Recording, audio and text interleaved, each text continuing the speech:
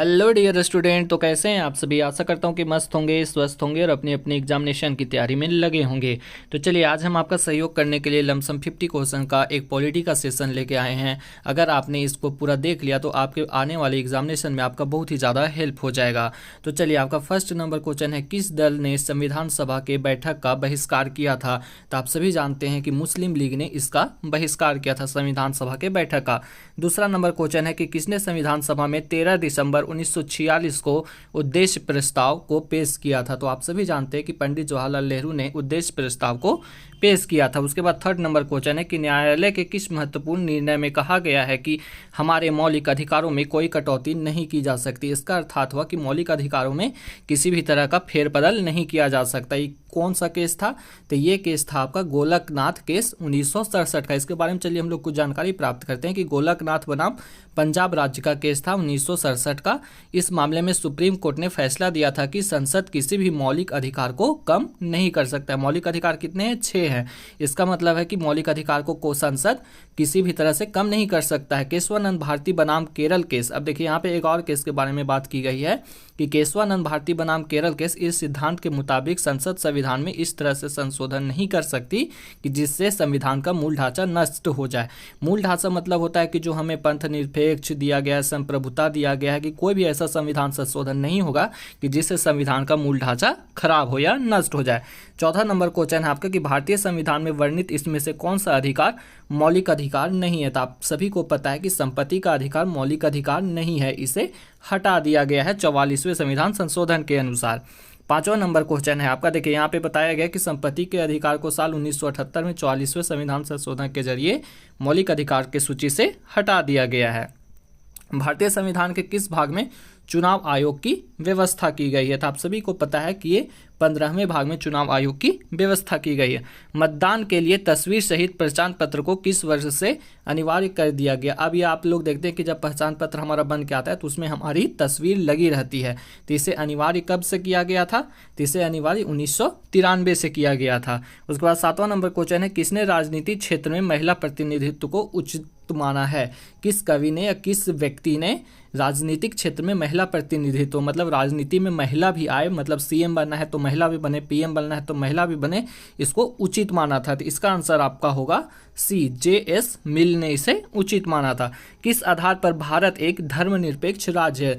देखिए धर्मनिरपेक्ष मतलब होता है कि सभी धर्मों का यहाँ पे सम्मान किया जाता है। तो किस परिप्रेक्ष्य में धर्मनिरपेक्ष राज्य है भारत? तो आपका इसका आंसर होगा डी, भारत में धर्म के आधार पर भेदभाव नहीं किया जाता। आप सभी जानते हैं कि यहाँ पे भेदभाव धर्म के आधार पर नहीं किया जा सकता, यहाँ पे सभी को समान अधिकार प्राप्त है। उसके बाद किस देश के संविधान को शांति का संविधान कहा जाता है? किस देश के संविधान को शांति का संविधान कहा जाता है? तो जापान के संविधान को शांति का संविधान कहा जाता है। इसलिए कहा जाता है कि इसलिए कि जापान के संविधान में युद्ध शब्द का कहीं भी यूज नहीं किया गया है, इसीलिए इसे शांति का संविधान कहा जाता है। इसमें कौन शांति का उपदेशक है? इन सभी में शांति का उपदेशक कौन है? तो आप सभी जानते हैं कि हमारे महात्मा गांधी शांति के उपदेशक हैं। सबसे पहले किसने राजनीतिक विकास के सिद्धांत का प्रतिपादन किया? राजनीतिक विकास का सबसे पहले प्रतिपादन किसने किया था? तो लुसियन डब्ल्यू पाई ने किया था। उसके बाद 12 नंबर क्वेश्चन है कि राज्य के शासन में केंद्र का प्रतिनिधित्व किसे कहा जाता है? राज्य के शासन में केंद्र का जो प्रतिनिधित्व करता है वो कौन होता है? तो वो राज्यपाल होता है, क्योंकि राज्यपाल केंद्र के द्वारा भेजा जाता है। राज्य में केंद्र का प्रतिनिधित्व कौन करता है? तो हमारे राज्यपाल करते हैं।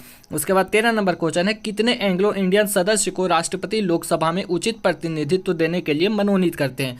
देखिए मनोनीत करने मतलब होता है कि अपने मन से उन्हें बैठाते हैं। तो लोकसभा में कितने एंग्लो इंडियन को बैठाते थे राष्ट्रपति? तो 2 एंग्लो इंडियन को। लेकिन ये 2020 में 104वें संविधान संशोधन के द्वारा इसको खत्म कर दिया गया है। अर्थात अब 2 एंग्लो इंडियन जो बैठते थे हमारे लोकसभा में वो अब नहीं बैठेंगे। ठीक है, चलिए 14 नंबर क्वेश्चन देखिए कि लोकसभा में बहुमत वाले दल का नेता कौन होता है? तो बहुमत वाले दल का नेता कौन होता है? तो प्रधानमंत्री होता है।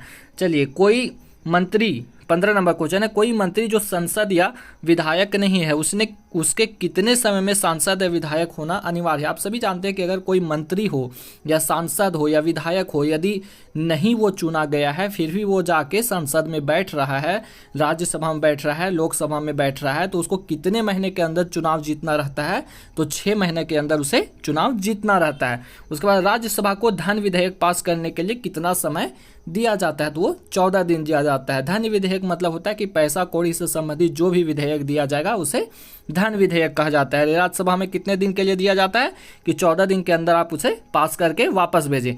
17 नंबर क्वेश्चन है, किसी राज्य के विधानसभा में अधिकतम कितने सदस्य हो सकते हैं। तो आप सभी जानते हैं कि अधिकतम 500 सदस्य हो सकते हैं, न्यूनतम जो है सो 60 सदस्य को तय किया गया है कि किसी भी राज्य के विधानसभा में 60 सदस्य न्यूनतम और अधिकतम 500 सदस्य हो सकते हैं।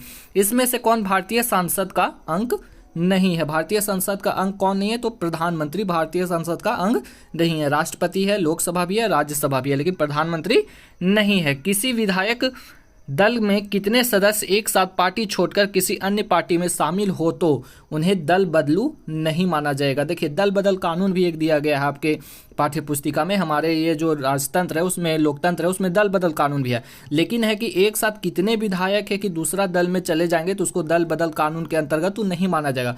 तो 2/3 विधायक जब दूसरे पार्टी में चले जाएंगे तो उसे दल बदल नहीं कहा जाएगा। सर्वोच्च न्यायालय के न्यायाधीशों की अवकाश आयु को बढ़ाने का अधिकार किसे है। अवकाश आयु मतलब जो रिटायरमेंट का आयु होता है उसको बढ़ाने का अधिकार किसको है, तो सांसद को। संसद में जब बिल पेश होगा उसके बाद जब वह पास होगा तो वहां से अवकाश आयु को बढ़ाया जा सकता है। 21 नंबर क्वेश्चन है कि उच्च न्यायालयों के न्यायाधीशों की अवकाश आयु कितनी है। आप सभी जानते हैं कि उच्च न्यायालय के न्यायाधीशों की जो रिटायरमेंट आयु है वो 62 वर्ष है। भारत में सर्वोच्च न्यायालय में न्यायाधीशों की नियुक्ति कौन करता है। सर्वोच्च न्यायालय में न्यायाधीशों की नियुक्ति कौन करता है, तो राष्ट्रपति करता है, लेकिन किसके इशारे पर, तो प्रधानमंत्री के कहने पर। चलिए 23 नंबर क्वेश्चन देखिए, भारत के चुनाव आयोग को किस सूची में रखा गया। तो भारत के चुनाव आयोग को संघ सूची में रखा गया है। इस मतलब इसका है कि केंद्र से इसको एथी किया जाता है, मतलब कंट्रोल किया जाता है। केंद्र व राज्य के बीच शक्तियों के वितरण को किस अनुसूची में रखा गया है, तो इसको 7वीं अनुसूची में रखा गया है। केंद्र और राज्य के बीच जो शक्तियां हैं उसमें कैसे कैसे वितरण होगा, कि शिक्षा किसके पास रहेगा, स्वास्थ्य किसके पास रहेगा, पुलिस का किसके पास रहेगा, तो ये सारा का सारा किस में है, तो 7वीं अनुसूची में है। उसके बाद है, यदि किसी राज्य की जनसंख्या 20 लाख से कम है तो उस राज्य में पंचायती राज की व्यवस्था कौन सी होगी, तो द्विस्तरीय पंचायती राज की व्यवस्था होगी अगर 20 लाख से कम है जनसंख्या तो। उसके बाद 26 नंबर क्वेश्चन है कि भारत के किस राज्य में सर्वप्रथम पंचायती राज की स्थापना हुई थी। तो आप सभी को पता है कि राजस्थान में हुई थी। राजस्थान में कहां पर हुई थी, तो नागौर में हुई थी। कहां हुई थी, नागौर में हुई थी। 27 नंबर क्वेश्चन है कि भारतीय संविधान का मूल दर्शन क्या है। जो भारतीय संविधान है उसका मूल दर्शन क्या है, तो उसका मूल दर्शन है लोकतांत्रिक समाजवादी। यो कहीं ना कहीं समाज पर निर्भर करता है। संविधान की सजीवता के लिए इसमें से कौन महत्वपूर्ण नहीं है। संविधान की सजीवता के लिए इसमें से कौन महत्वपूर्ण नहीं है, तो राजनीतिक पार्टी को जो कार्यक्रम बनाए जाते, कार्यक्रम जो होता है, मान के चलिए राजनीतिक पार्टी का कोई कार्यक्रम है, होली मिलन समारोह है, तो ये है वो है, तो वो संविधान में महत्वपूर्ण नहीं है। चलिए उसके बाद 29 नंबर क्वेश्चन है कि भारतीय संविधान के किस अनुच्छेद में संशोधन की प्रक्रिया का उल्लेख किया गया। संशोधन जो होता है संविधान में उसका उल्लेख किस में किया गया, तो अनुच्छेद 368 में किया गया है। किसे नई राजनीति का पिता कहा जाता है, तो नई राजनीति का पिता अरस्तु को कहा जाता है। किसे कहा जाता है, अरस्तु को कहा जाता है। उसके बाद है पॉलिटिक्स नामक पुस्तक की लेखक किसने की थी। पॉलिटिक्स नामक जो पुस्तक है उसको किसने लिखा था, तो अरस्तु ने लिखा था। किसने लिखा था, अरस्तु ने। व्यवहारवादी क्रांति का जन्म कब हुआ। व्यवहारवादी जो क्रांति है उसका जन्म कब हुआ, तो 1913 ईस्वी में हुआ। वोट देने का संबंध किस स्वतंत्रता से निर्भर करता है, मतलब किस स्वतंत्रता से ये संबंध रखता है। वोट देने का संबंध है सो किस स्वतंत्रता से है, तो ये आपका राजनीतिक स्वतंत्रता है। चलिए, ऐसी समाज की कल्पना किसने की जिसमें ना वर्ग हो ना राज्य हो। ऐसी समाज की कल्पना किसने की थी जिसमें वो ना वर्ग हो ना किसी प्रकार का राज्य हो, तो वो मार्क्सवादी लोग किए थे। ठीक है, आगे नंबर क्वेश्चन है 35 नंबर कि किसने फ्रीडम फॉर फियर, भय से मुक्ति नामक पुस्तिका लिखी थी। फ्रीडम फॉर फियर पुस्तिका किसने लिखा था, तो ये लिखा था आपका आन सानू सुंग ने। आन सानू सुंग ने लिखा था। किनके विचार है कि प्राकृतिक असमानता को दूर नहीं किया जा सकता है। ये किनके विचार दिए गए कि प्राकृतिक असमानता को कभी भी दूर नहीं किया जा सकता है। तो रूसो ने कहा था कि प्राकृतिक असमानता को दूर नहीं किया जा सकता है। भारतीय संविधान में उल्लेखित कानून का समान संरक्षण वाक्य कहाँ से लिया गया? भारतीय संविधान में जो उल्लेखित है कानून का समान संरक्षण, मतलब कोई भी व्यक्ति है तो कानून के सामने वो समान है। अगर वो विधायक है तो भी वो समान है, अमीर है और गरीब है तो दोनों कानून के समक्ष समान है। तो ये किस में उल्लेख किया गया है? तो आपका ये अमेरिका से लिया गया है। कहाँ से लिया गया है? अमेरिका से लिया गया है। किसने क्रिप्स मिशन प्रस्ताव को दिवालिया हो रहे बैंक चेक की संख्या दी थी और कहा था कि ये पोस्ट डेटेड चेक है? Cripps mission post dated cheque है, तो ये महात्मा गांधी ने कहा था। चलिए 39 नंबर क्वेश्चन देखिए, संविधान सभा का स्थायी अध्यक्ष कौन था? तो संविधान सभा का स्थायी अध्यक्ष कौन था? तो डॉक्टर राजेंद्र प्रसाद थे। भारतीय संविधान सभा का गठन निम्न में से किस योजना की सिफारिश पर किया गया था? आप सभी इसको जानते हैं कि एक कैबिनेट मिशन योजना की सिफारिश पर 1946 में किया गया था संविधान सभा का गठन। भारतीय संविधान की प्रस्तावना में निम्न में से किसका उल्लेख नहीं है? जब आप प्रस्तावना को पढ़िएगा भारतीय संविधान का तो इसमें से किसका उल्लेख नहीं है? तो कहीं ना कहीं संघवाद का उल्लेख नहीं है, समाजवाद का उल्लेख है, बंधुत्व का उल्लेख है, पंथ निरपेक्षता का भी उल्लेख है, लेकिन संघवाद का उल्लेख नहीं किया गया। भारतीय संविधान की प्रस्तावना के अनुसार भारत की सर्वोच्च सत्ता किसमें निहित है? भारत की सर्वोच्च सत्ता किसमें निहित है? तो ये जनता में निहित है। क्यों? क्योंकि एक लोकतांत्रिक गणराज्य है भारत। यहाँ पे जनता वोट देंगे वही जीतेगा, जिसके तरफ ज्यादा जनता उसी की सरकार भारत में बन सकती है। संविधान की प्रस्तावना को भारत की राजनीतिक जन्म कुंडली किसने कहा था? तो इसे के.एन. मुंशी ने कहा था। इनका पूरा नाम क्या है? कन्हैयालाल मणिकलाल मुंशी ने कहा था कि भारत की राजनीतिक जन्म कुंडली है क्या? संविधान की प्रस्तावना। निम्न में से कौन एक राजनीतिक अधिकार नहीं है? इसमें आपको क्वेश्चन पूछा है कि निम्न में से कौन एक राजनीतिक अधिकार नहीं है? तो स्त्रियों और पुरुषों का समान अधिकार जो है सो राजनीतिक अधिकार नहीं है। राजनीतिक अधिकार में मत देने का अधिकार है, निर्वाचन होने का अधिकार है, और उसके बाद सार्वजनिक पद पाने का भी अधिकार इसमें निहित है। उसके बाद 45 नंबर क्वेश्चन है कि किस संविधान संशोधन द्वारा संपत्ति के मौलिक अधिकार को समाप्त कर दिया गया? तो 44वें संविधान संशोधन कर। देखिए संपत्ति का मौलिक अधिकार कुछ था नहीं।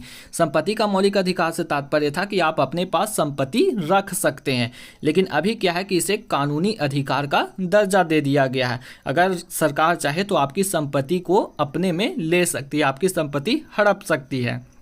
चलिए 46 नंबर क्वेश्चन है कि निम्न में से कौन सा मौलिक अधिकार समाप्त कर दिया गया? तो आप लोग सभी को पता है कि संपत्ति का अधिकार समाप्त कर दिया गया। देखिए संपत्ति का अधिकार इसलिए भी समाप्त किया गया ना कि मान के चलिए जो रेलवे बनता है, रेलवे हो गया, रोड हो गया, फिर जो भी विकास के कार्य होते हैं देश में, अगर हम लोग सब जगह जमीन हम लोग सरकार को नहीं देंगे तो वहाँ तो कुछ बनेगा नहीं। तो लेकिन इसीलिए सरकार क्या की कि मौलिक जो अधिकार के अंतर्गत आता था संपत्ति का अधिकार, उसको रद्द कर दिया। रद्द करने के बाद अब क्या होता है कि सरकार आपको बोलती है कि आप मुआवजा लीजिए और आप ये जमीन हमको दे दीजिए, इस पर हम रोड बनाएंगे और रेलवे पटरी बिछाएंगे।